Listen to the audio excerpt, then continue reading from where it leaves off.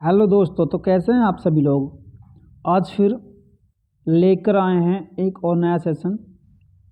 और जो आप अपने सपनों को साकार करने के लिए मेहनत कर रहे हैं, उसमें कुछ मदद करने के लिए आज हम फिर से जुड़ रहे हैं तुम्हारे साथ। तो देर ना करते हुए शुरू करते हैं हम अपना आज का सेशन, जो कि है अंतःस्रावी ग्रंथियों से। तो चलते हैं। सबसे पहले पढ़ने वाले हैं हम अधिवृक्क ग्रंथि के बारे में। जैसा कि आपको दिख रहा होगा मेरे भाइयों, देखिए एडिनल ग्लैंड। क्या एडिनल ग्लैंड जिसे बोलते हैं अधिवृक्क ग्रंथि, यह कहाँ पाई जाती है, क्या काम करती है, कितने भाग होते हैं, कौन कौन से हार्मोन्स बनाती है, इसके बारे में सारी डिटेल चर्चा करने वाले हैं। तो मेरे भाई चलते हैं। क्या एडिनल ग्लैंड तो अधिवृक्क ग्रंथि ये कहाँ पाई जाती है? यह किडनी के ऊपर पाई जाती है। क्या हमारी किडनी इनके ऊपर पाई जाएगी। जैसे कि ये है, ये जो हमारी येलो कलर में है, ये क्या हमारी अधिवृक्क ग्रंथि है, जो कि किडनी के ऊपर है। किडनी क्या होती है? ये बीन शेप की होती है। क्या होती है? बीज के आकार की होती है, इसे बोलते हैं बीन शेप। मेरे भाई ठीक है। अब इसे अधिवृक्क ग्रंथि को क्या क्या बोलते हैं हम? 3F ग्लैंड भी बोलते हैं, डोडाई ग्लैंड भी बोलते हैं, ठीक है। और क्या है, इसे 3F ग्लैंड क्यों बोलते हैं? क्योंकि यह 3F को कंट्रोल करती है। क्या? Fear, fear, fight and flight. डर, ऊंचाई और लड़ाई, मतलब फाइट। इन सबको कौन कंट्रोल करती है? हमारी एडिनल ग्लैंड। अब 3F क्या क्या होते हैं? जैसे कि हम अचानक किसी चीज़ से डर गए, सांप अचानक आ गया हमारे आगे तो हम डर गए, तो डरने से हमारी दिल की धड़कन तेज हो जाएगी, श्वसन दर तेज हो जाएगी। उसको कौन कंट्रोल करेगा? हमारा एडिनल ग्लैंड, अधिवृक्क ग्रंथियाँ। उसी तरीके से फिर फाइट, किसी से झगड़ा हो गया और ज़्यादा हो गया तो क्या होगा? हमारी जो श्वसन दर तेज हो जाएगी, दिल की धड़कन तेज हो जाएगी। और दूसरी बात, जब हम ज़्यादा ऊंचाई पे पहुंच जाते हैं, ऊंचाई से नीचे देखने पर क्या होता है? हम डरने लगते हैं, हमारे शरीर में कंपन होने लगती है, टांगें कांपने लगती हैं। उन सबको कौन कंट्रोल करता है? हमारा एड्रिनल ग्लैंड, ठीक है। इसलिए इसे डू और डाई ग्लैंड भी कहते हैं, ठीक है। और ये कहाँ पाई जाती है? अधिवृक्क उसके किडनी के ऊपर, ठीक है। अब इसके दो पार्ट होते हैं, कौन कौन से? देखिए, एक होगा मेडुला। कौन सा? मेडुला। एक होगा हमारा कॉर्टेक्स। मेडुला और कॉर्टेक्स। मेडुला को बोलते हैं हिंदी में पिंड भाग, कॉर्टेक्स को बोलते हैं वल्कुट भाग, ठीक है मेरे भाइयों। मेडुला का अलग काम है, कॉर्टेक्स का अलग काम है। अब इसके बारे में हम पढ़ने वाले हैं। चलो आगे चलते हैं। क्या आगे क्या, जैसे मैंने अभी आपको बताया था कि इसे 3F ग्रंथि, डोडाई ग्रंथि बोलते हैं। यह वृक्क के ऊपर पाई जाती है, किडनी के ऊपर पाई जाती है। इसके दो भाग होते हैं, मेडुला और कॉर्टेक्स। मेडुला को बोलते हैं पिंड, कॉर्टेक्स को बोलते हैं वल्कुट भाग, ठीक है मेरे भाई। अब मेडुला यह दो हार्मोन बनाता है। कौन से दो हार्मोन बनाता है? कौन कौन से बनाता है? Epinephrine, nor epinephrine. कौन कौन से? एपिनेफ्रिन और नॉर एपिनेफ्रिन। इन दोनों हार्मोन्स को ही हम आपातकालीन हार्मोन्स बोलते हैं। कौन से? आपातकालीन हार्मोन्स, या आपातकाल के समय निकलते हैं। जैसे आपातकाल का, जैसे आपातकाल क्या? जैसे कि हम डर गए, बहुत ज़्यादा ऊंचाई पर पहुंचने के बाद में डर गए, दिल की धड़कन तेज हो गई, ठीक है। तो शरीर में बदलाव आते हैं, दिल की धड़कन तेज हो जाना, श्वसन क्रिया तेज हो जाना, ठीक है। शरीर में कपकपी, गूजबम्स, मतलब कि गूजबम्स बोलते हैं रोए, रोए खड़े हो जाना। इन सबको कौन कंट्रोल करता है? इन सबको कंट्रोल करते हैं ये हमारे दोनों हार्मोन्स। कौन कौन? एपिनेफ्रिन, एपिनेफ्रिन और नॉर एपिनेफ्रिन, ठीक है मेरे भाइयों। चलते हैं आगे। आगे पढ़ते हैं हम क्या? गोनेट्स। गोनेट्स ये हैं, गोनेट्स। ये गोनेट्स क्या होती हैं? ये होती हैं हमारी लैंगिक ग्रंथियाँ, जनन ग्रंथियाँ, ठीक है। अब देखिए, आपको चित्र में दिख रहा होगा कि क्या है ये? Human reproductive system. क्या? ह्यूमन रिप्रोडक्टिव सिस्टम, इसका चित्र लगा हुआ है। लेकिन हम इसमें क्या पढ़ेंगे? इसमें पढ़ेंगे हम गोनेट्स को। गोनेट्स क्या क्या होती हैं? मेल और फीमेल की दोनों अलग अलग होती हैं, इनके बारे में पढ़ने वाले हैं। देखिए, ये चित्र है मेल का, ये है फीमेल का। तो मेल में क्या होता है? मेल के अंदर होते हैं टेस्टिस, जिसे बोलते हैं हम अंडाशय, मतलब अंड, वृषण, टेस्टिस, ठीक है। वृषण ये होते हैं वृषण, ठीक है। ये कहाँ होते हैं? हमारे शरीर के बाहर होते हैं, स्क्रोटम, थैलेनोमाइक भाग होता है जिसे बोलते हैं स्क्रोटम, ये उसमें होते हैं। लेकिन जो फीमेल होता है, फीमेल के अंदर होते हैं, शरीर के अंदर होते हैं। और क्या होते हैं? इनका नाम होता है ओवरीज। क्या है? ओवरीज, इसे बोलते हैं अंडाशय। अब ये बोलोगे सर, मेल के अंदर बाहर क्यों होते हैं और फीमेल के अंदर फीमेल के मतलब पार्ट अंदर क्यों होते हैं, ये दोनों ग्लैंड्स वगैरह? तो सबसे मेन बात क्या है? देखिए मेरे भाइयों, टेस्टिस किस काम में आते हैं? ये आते हैं हमारे शुक्राणु बनाने के काम में। तो शुक्राणु बनाने के लिए टेस्टिस को हमारे शरीर से कम टेम्परेचर की आवश्यकता होती है, इसलिए बाहर होते हैं। लेकिन ओवरीज जो हमारे अंडाशय होते हैं फीमेल के अंदर, उनको हमारे शरीर के टेम्परेचर के बराबर या इससे कुछ फालतू टेम्परेचर की आवश्यकता होती है, इसलिए क्या होते हैं, शरीर के अंदर होते हैं। मेरे बात ठीक है, अब आपको क्लियर होगा। अब चलते हैं आगे। आगे क्या लिखा हुआ है इसके बारे में और डिटेल में चर्चा करते हैं। क्या गोनेट्स, क्या यह आंतों के नीचे पाए जाते हैं। ठीक है, 2 प्रकार की होती हैं, दोनों अलग अलग होती हैं। जैसे कि मेल ग्लैंड अलग होती है, फीमेल ग्लैंड अलग होती है। जैसे इसमें लिखा हुआ भी है male gland testis, female gland ovaries, मैंने अभी आपको बताया भी था। ठीक है, मेल ग्लैंड में क्या आएगा, टेस्टिस बोल दो, विरसण। ठीक है, विरसण क्या बनाते हैं, टेस्टोस्टेरोन हार्मोन बनाते हैं। कौन सा, टेस्टोस्टेरोन हार्मोन्स बनाते हैं। और ये कब बनना शुरू होता है, एक बच्चे में वयस्क होने पर वो कब बनना शुरू होता है। हम कैसे मानेंगे कि हाँ भाई एक बच्चा वयस्क हो चुका है, क्या, जब 12 से 13 वर्ष की उम्र में एक बच्चा प्यूबर्टी एज शुरू हो जाती है। एक बच्चे की, लड़कियों की होती है 11 से 12 साल में, और लड़कों की होती है 12 से 13 साल के बाद में हमारी प्यूबर्टी एज शुरू हो जाती है। मतलब प्यूबर्टी एज का मतलब क्या है, हम यंग हो चुके हैं, अब हम बाप बनने के लिए तैयार है, हमारे अंदर स्पर्म बनने शुरू हो चुके हैं। ठीक मेरे भाइयों, उसे बोलते हैं प्यूबर्टी एज। इसके क्या क्या और क्या क्या सिम्टम्स हैं, मतलब हमारी आवाज़ भारी हो जाएगी, लड़कों की आवाज़ भारी हो जाएगी।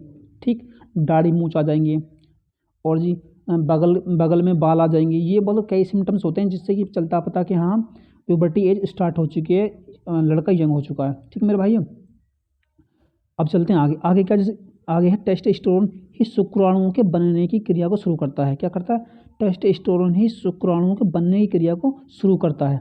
अब चलते हैं आगे क्या लिखा हुआ है। देखो मैंने अभी बताया था आपको कि दाढ़ी मूंछ आना, आवाज़ भारी होना, जनन अंग का विकास होना, ये सभी क्रियाएं कौन करता है, हमारा टेस्टोस्टेरोन करता है। अब चलते हैं फीमेल के अंदर, फीमेल के हार्मोन्स के ऊपर। ओवरीज कहाँ पाई जाती है, फीमेल के अंदर, इन्हें बोलते हैं अंडाशय। अंडाशय में 2 हार्मोन बनाते हैं, अंडाशय एस्ट्रोजन बनाते हैं, और क्या बनाते हैं, एक हार्मोन और है, कौन सा, ये वाला प्रोजेस्टेरोन हार्मोन्स। कौन से, एस्ट्रोजन, प्रोजेस्टेरोन। सबसे मेन बात क्या है, देखिए एस्ट्रोजन सबसे ज़्यादा काम करता है। जैसे कि यह क्या काम करता है, अगर ये स्टार्ट कब होता है बनना, यह स्टार्ट कब होता है लड़कियों के अंदर, जब लड़कियों की प्यूबर्टी एज स्टार्ट हो जाती है। प्यूबर्टी एज कब शुरू होती है मेरे भाइयों, लड़कियों में होती है 11 से 12 साल के बाद में, 11 से 12 साल में। लेकिन लड़कों की 12 से 13 साल में स्टार्ट होती है। तो बात कर रहे हैं हम लड़कियों की, लड़कियों में 11 से 12 साल में स्टार्ट होती है प्यूबर्टी एज। और प्यूबर्टी एज का मतलब क्या होता है कि एक लड़की अब माँ बनने के लिए तैयार है। क्या है, माँ बनने के लिए तैयार हो चुकी है, उसमें प्यूबर्टी एज शुरू हो चुकी है, मतलब उसके अंदर डिम्ब बनने शुरू हो चुके हैं। क्या, डिम्ब बनने शुरू हो चुके हैं। तो क्या है मेरे भाइयों, आगे चलते हैं। आगे क्या लिखा हुआ देखिए, मैंने आपको बताया था अभी कि इसकी वजह से लड़कियों की आवाज़ पतली और मधुर, मतलब कि जैसे कि छोटी बच्ची होती तो उसकी आवाज़ थोड़ी सी अट्रैक्टिव नहीं होती, मतलब कि ऐसी नहीं होती। लेकिन जैसे ही प्यूबर्टी एज शुरू होगी उसकी आवाज़ चेंज हो जाएगी, उसका व्यवहार चेंज हो जाएगा। इसी को बोलते हैं प्यूबर्टी एज आना। इसी की वजह से जनन अंगों का विकास होने लगता है, हमारे बॉडी की, जो लड़कियों की बॉडी की स्ट्रक्चर है वो चेंज होने लगती है। ठीक मेरे भाइयों, और डिम्ब बनने शुरू हो जाते हैं। क्या, डिम्ब बनने शुरू हो जाते हैं। आगे चलते हैं। और अंडाशय से एक और मादा क्या, प्रोजेस्टेरोन हार्मोन बनाता है। कौन सा, प्रोजेस्टेरोन हार्मोन। प्रोजेस्टेरोन हार्मोन क्या करता है, ये प्रेग्नेंट होने में सहायता करता है। क्या, प्रेग्नेंट होने में सहायता करता है, इसे बोलते हैं प्रेगनेंसी हार्मोन्स। आगे चलते हैं। आगे क्या है मेरे भाइयों, अब नेक्स्ट ग्रंथि क्या है हमारी, पिट्यूटरी ग्रंथि, बोले तो पीयूष ग्रंथि। क्या है, पीयूष ग्रंथि, इसे क्या बोलते हैं, मास्टर ग्लैंड बोलते हैं। कहाँ, यहाँ पर लोकेटेड होती है। इसकी जो लोकेशन होती है वो मस्तिष्क में यहाँ पर होती है। इसके 2 भाग होते हैं, अग्रभाग और पक्ष भाग। ठीक है, यह है, इसका जो वजन होता है 0.5 ग्राम का होता है, और ये इसे मास्टर ग्लैंड बोलते हैं। ठीक मेरे भाइयों, और मटर के दाने के बराबर होती है। ठीक, और जो इसका अग्रभाग होता है वो ज़्यादा हार्मोन बनाता है, लेकिन जो पश्चिम भाग होता है वो सिर्फ 2 ही हार्मोन बनाता है। ठीक है मेरे भाइयों, और यह 7 ग्रंथियों को कंट्रोल करती है, 7 ग्रंथियों का नियंत्रण करती है। अब पढ़ते हैं, जैसे कि इसमें लिखा हुआ भी है। क्या लिखा हुआ है इसके अंदर, देखो मेरे भाइयों, क्या, पिट्यूटरी ग्रंथि, पीयूष ग्रंथि 0.5 ग्राम की होती है, मटर के दाने के बराबर होती है। सही है, ये रही। इसके 2 भाग होते हैं, अग्रभाग, पक्ष भाग। ठीक है, इसको मास्टर ग्रंथि कहते हैं। ठीक है मेरे भाई, यह 7 ग्रंथियों का नियंत्रण करती है और सबसे ज़्यादा हार्मोन बनाती है। ठीक मेरे भाई, अब बात करते हैं अग्रभाग के बारे में। क्या, अग्रभाग, ये अग्रभाग भाग, इसके बारे में बात करते हैं डिटेल में। डिटेल में क्या, जैसे कि देखिए मेरे भाई, अग्रभाग कौन कौन से हार्मोन बनाता है और उन हार्मोनों का क्या क्या काम है। जैसे कि पहला हार्मोन क्या है, ग्रोथ हार्मोन। क्या है ग्रोथ हार्मोन, जिसे बोलते हैं जीएच हार्मोन। कौन सा, जीएच हार्मोन।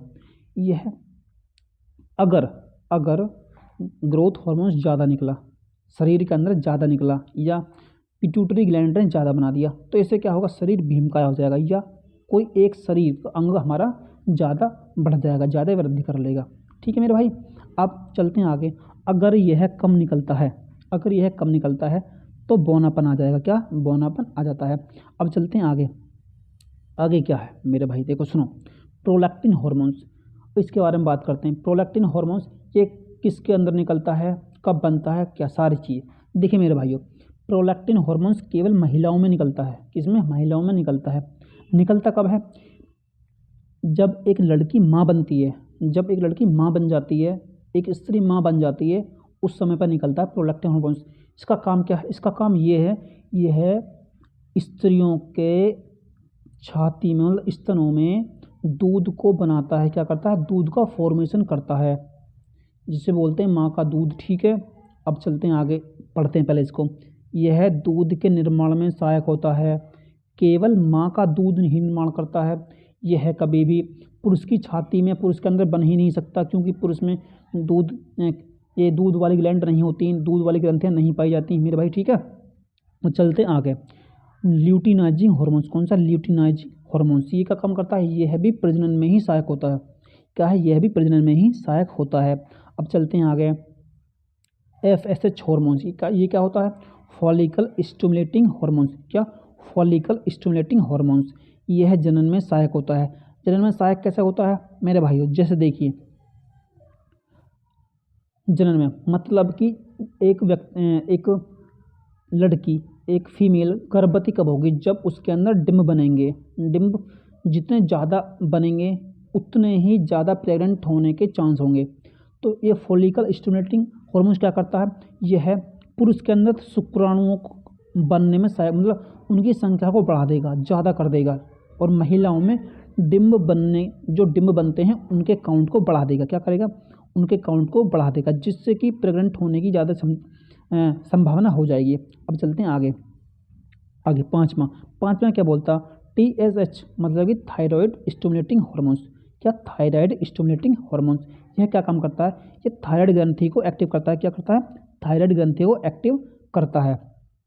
अब चलते हैं आगे। आगे क्या है मेरे भाई, आगे का MSH मतलब कि मेलेनोसाइट स्टिमुलेटिंग हॉर्मोन्स।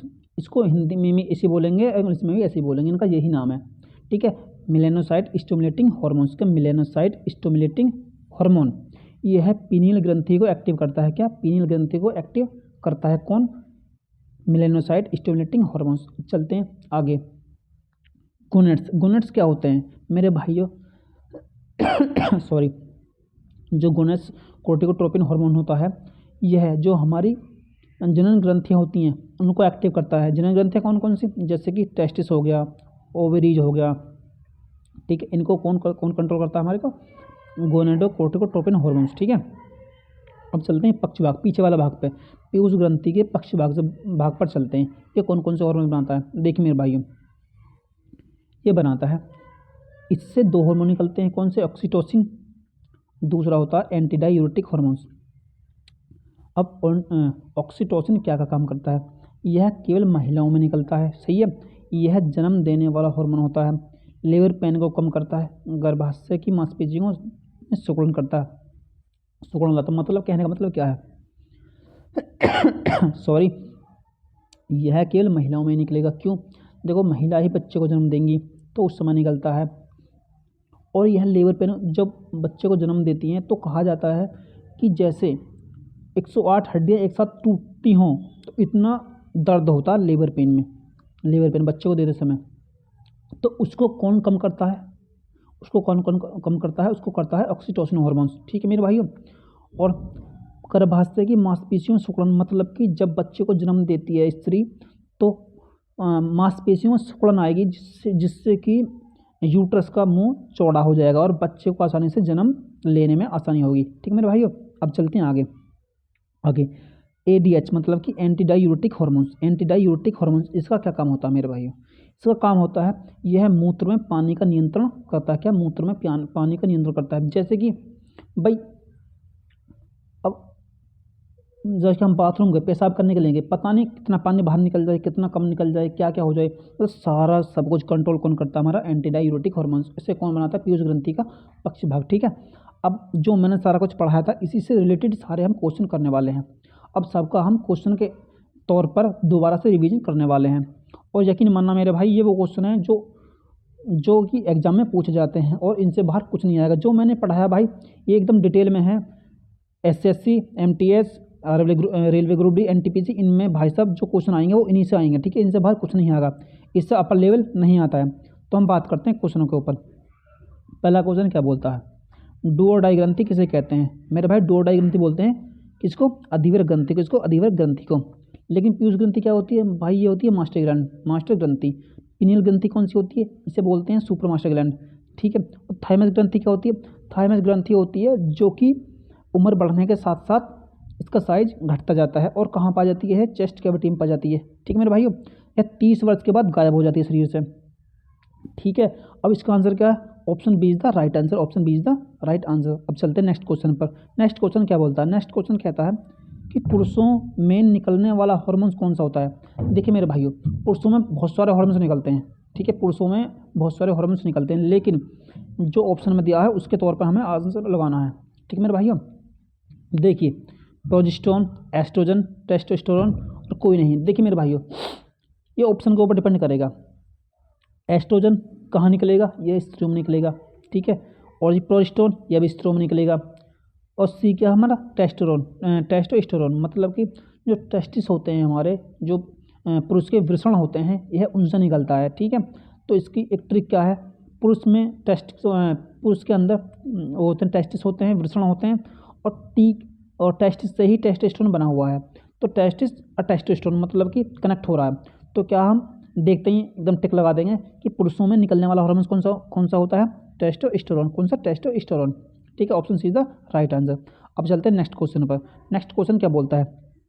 शुक्राणु बनने में कौन सहायता करता है? शुक्राणु मतलब कि हमारे स्पर्म बनने में कौन सहायक होता है? मतलब पुरुष के अंदर जो शुक्राणु बनते हैं उनको बनाने में कौन सहायता करता है? कौन करता है हमारा? देखिए, सिर्फ और सिर्फ जनन, जो हमारा जनन हार्मोन्स होता है, कौन सा होता है? वो होता है सिर्फ टेस्टोस्टेरोन। कौन सा? टेस्टोस्टेरोन, जो पुरुषों के लिए होता है। स्पर्म किसके अंदर बनते हैं? सिर्फ पुरुष के अंदर ही बनते हैं। तो इसलिए इसका आंसर क्या होगा? Testosterone. Option C is the right answer. Option C is the right answer. अब चलते हैं नेक्स्ट क्वेश्चन पर। नेक्स्ट क्वेश्चन क्या बोलता है? लड़कियों में डिम्ब बनने कब शुरू हो जाते हैं? मैंने अभी बताया था आपको कि 11 से 12 वर्ष के बाद इनकी प्यूबर्टी शुरू हो जाती है। कब? 11 से 12 वर्ष के बाद इनकी प्यूबर्टी एज शुरू हो जाती है। अब प्यूबर्टी एज क्या होती है? मैंने आपको बताया था, कुछ देर पहले ही बताया था कि एक माँ मतलब कि एक लड़की अब माँ बनने के लिए तैयार हो रही है। क्या? तैयार हो रही है, तैयार हो चुकी है। तो उस समय पे क्या प्यूबर्टी एज शुरू हो जाती है। उसी समय पे लड़कियों में डिम्ब बनने शुरू हो जाते हैं।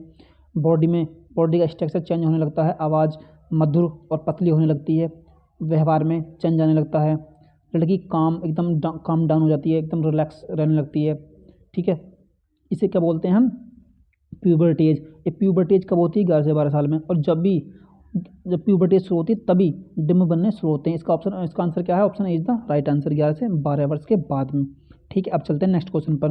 5वां क्वेश्चन क्या बोलता है कि जब व्यक्ति डर जाता है तो उसकी धड़कन, श्वसन दर तेज हो जाती है।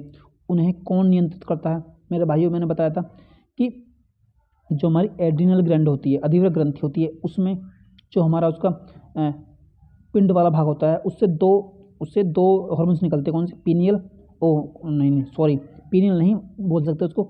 उससे निकलते हैं एपिनेफ्रिन और नॉर एपिनेफ्रिन। कौन कौन से? एपिनेफ्रिन और नॉर एपिनेफ्रिन। ठीक है, तो इसलिए इसमें एपिनेफ्रिन, नॉर एपिनेफ्रिन तो दे नहीं रखा, लेकिन इसमें क्या दे रखा है? इसमें ग्रंथि दे रखी है। तो क्या है हमारी? अधिविरक ग्रंथि। Option is the right answer. Option is the right answer. अब चलते हैं आगे। लड़कियों में धर्मचक्र मतलब कि मासिक धर्मचक्र शुरू करने में कौन सहायक होता है? शुरू होने में सहायक होता है। कौन होता है मेरे भाइयों? देखो, रेनिन ये काम नहीं करता। इसका सिर्फ एक ही आंसर है, कौन सा? एस्ट्रोजन। कौन सा? एस्ट्रोजन। ठीक है, option is the right answer. Option is the right answer. चलते हैं नेक्स्ट क्वेश्चन पर। नेक्स्ट क्वेश्चन क्या बोलता है कि लेबर पेन को कम करने में कौन सहायक होता है? लेबर पेन मतलब कि जब एक माँ अपने बच्चे को जन्म देती है तो उस समय जो दर्द होता है, जो दर्द महसूस करती है वो, उसे बोलते हैं हम लेबर पेन। उसको कम कौन करता है मेरे भाइयों? उसे करता है ऑक्सीटोसिन हार्मोन। कौन सा? ऑक्सीटोसिन हार्मोन कम करता है। ठीक है, option C is the right answer. Option C is the right answer. अब चलते हैं आगे। माँ को दूध किस हार्मोन की सहायता से बनता है? ठीक है, जब माँ अपने बच्चे को फीड कराती है तो दूध किस हार्मोन्स की वजह से बनता है? कौन हार्मोन सहायता करता है उसमें? तो उसमें करता है प्रोलैक्टिन हार्मोन। कौन सा? Prolactin hormones. ये क्या है? यह सिर्फ माँ मतलब स्त्रियों में ही बनता है, कभी भी पुरुष के अंदर नहीं बनेगा। Option A is the right answer. अब चलते हैं आगे क्या है? एंटी डायूरेटिक हार्मोन्स क्या काम करता है? एंटी डायूरेटिक हार्मोन्स क्या काम करता है मेरे भाइयों? एंटी डायूरेटिक हार्मोन्स ऑप्शन पाते हैं। रक्त में पानी का नियंत्रण करता है, शरीर में पानी का नियंत्रण करता है, मूत्र में पानी का नियंत्रण करता है, या इनमें से कोई नहीं? देखिए मेरे भाइयों, यह है मूत्र में पानी का नियंत्रण करता है। क्या? Option C is the right answer. और इसे बनाता कौन है मेरे भाइयों? पीनियल, जो हमारी पीयूष ग्रंथि है उसका जो पक्ष भाग होता है, पक्ष भाग से बनता है इसका ये हार्मोन्स। कौन सा? एंटी डायूरेटिक हार्मोन्स मेरे भाई। ठीक है, क्वेश्चन कुछ भी आ सकता है मेरे भाई, सारी बात बता के चल रहा हूँ। अच्छे से पढ़ना और यकीन करना, कोई भी क्वेश्चन इससे बाहर नहीं आएगा। ठीक है मेरे भाई। ठीक है, अब चलते हैं नेक्स्ट क्वेश्चन पर। नेक्स्ट क्वेश्चन क्या कहता है कि पीनियल ग्रंथि को कौन एक्टिव करता है मेरे भाई? पीनियल ग्रंथि को कौन एक्टिव करता है? MSH। Option is the right answer. Option is the right answer. और पीयूष ग्रंथि को मतलब थायराइड ग्रंथि को कौन करता है? थायराइड ग्रंथि को कौन करता है? TSH। कौन? TSH। ठीक है मेरे भाई। अब आंसर क्या है इसका? Answer is the right answer. Answer is the right answer. अब चलते हैं आगे कि माँ के द्वारा बच्चे को जन्म देने में कौन सा हार्मोन सहायक होता है? जब माँ के बच्चे को मतलब कि हाँ भाई, अब जो हमारे मतलब माँ के यूट्रस को मुंह चौड़ा करता है और उसे आभास कराता है कि अब बच्चे को जन्म देना है। ठीक है, उसे कौन सा हार्मोन एक्टिव होता है उस समय पे? उस समय पे होता है मेरे भाइयों ऑक्सीटोसिन। कौन सा? Oxytocin hormone. कौन सा? Oxytocin. Option is the right answer. Option is the right answer. अब चलते हैं आगे। नेक्स्ट क्वेश्चन क्या बोलता है? नेक्स्ट क्वेश्चन बोलता है कि आपातकालीन हार्मोन्स कौन से होते हैं? आपातकालीन हार्मोन्स कौन से होते हैं मेरे भाई? मैंने अभी आपको बताया था कि आपातकालीन हार्मोन्स होते कौन कौन से हैं? Epinephrine, nor epinephrine, progesterone, AB दोनों। देखिए मेरे भाइयों, इसमें सिर्फ एक हमें क्या है, जो प्रोजेस्टेरोन हार्मोन्स होता है यह स्त्रियों में बनता है। इसे बोलते हैं हम क्या? Pregnancy hormones. क्या? Pregnancy hormones. अब एपिनेफ्रिन और नॉर एपिनेफ्रिन दोनों के दोनों हमारे अधिवर ग्रंथि के किससे? अधिवर ग्रंथि से बनते हैं। अधिवर ग्रंथि में कौन से भाग से? पिंड भाग से बनते हैं। तो क्या है इसका? ए और बी दोनों इसका आंसर है। क्या? ए और बी दोनों इसका आंसर है। तो D is the option, D is the right answer. Option D is the right answer. अब चलते हैं आगे नेक्स्ट क्वेश्चन पर। नेक्स्ट क्वेश्चन, लड़कियों में मासिक धर्मचक्र शुरू करने में कौन सा हार्मोन सहायक है? लड़कियों में मासिक धर्मचक्र शुरू करने में कौन सा हार्मोन सहायक है मेरे भाइयों? मासिक धर्म शुरू कब होता है? जब प्यूबर्टी शुरू होती है। प्यूबर्टी एज कब शुरू होती है? 11 से 12 साल बाद में। और प्यूबर्टी शुरू करने में सहायक कौन है? कौन? एस्ट्रोजन। कौन है? एस्ट्रोजन। और एस्ट्रोजन ही डिम्ब बनाने में सहायक होता है। तो क्या बोला गया है इसमें? लड़कियों में मासिक धर्मचक्र शुरू करने में कौन सा हार्मोन सहायक होता है मेरे भाइयों? कौन सा? Estrogen hormone. Option is the right answer. अब चलते हैं आगे। माँ के गर्भ में बच्चों को पोषण किसके द्वारा दिया जाता है? किसके द्वारा दिया जाता है? क्या है? गर्भनाल। Option is the right answer. Option is the right answer. ठीक है मेरे भाइयों, अब चलते हैं आगे क्वेश्चन नंबर 15 पर। स्ट्रेस को कौन सा हार्मोन कम करता है? कौन सा? स्ट्रेस को कौन सा हार्मोन कम करता है? इसका क्या है? ग्लूकोकॉर्टिकोइड्स। क्या? Glucocorticoids. Option is the right answer. Option is the right answer. आज के लिए मेरे भाइयों बस इतना ही क्वेश्चन। कल फिर मिलेंगे एक नए सेशन के साथ में। आज के लिए इतना ही। थैंक यू, धन्यवाद।